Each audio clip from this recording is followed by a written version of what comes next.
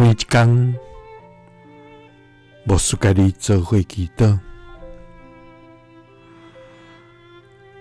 今仔日是2月20，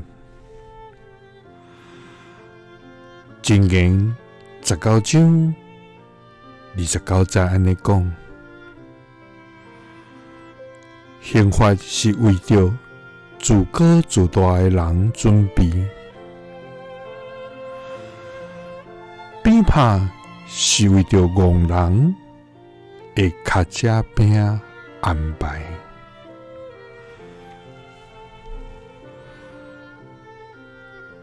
三甲來祈禱，愛願謙卑，無自高自大的天父，願感謝你，主啊，你是至懸至大、至聖至聽的全能上帝，你的名佇全地到這懸大，是阮所要學習甲稱頌的。主啊，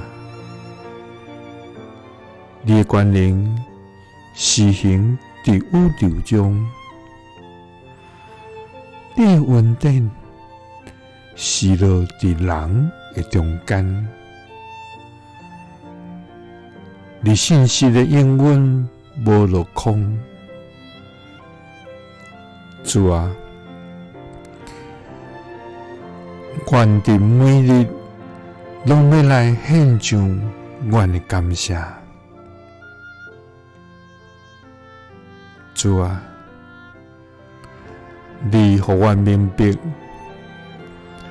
敗壞大心，人的心是驕傲，尊貴的頭前是謙卑，所以我要懇求你幫助阮，互阮佇所行所做的頂面，知影無驕傲，就謙卑，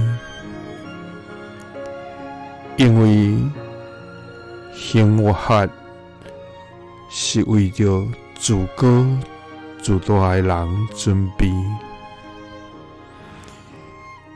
鞭拍是為着戇人的腳趾餅安排。祈禱是奉主耶穌基督的聖名，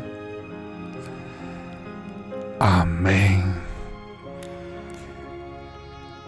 耶穌聽你，賜你平安。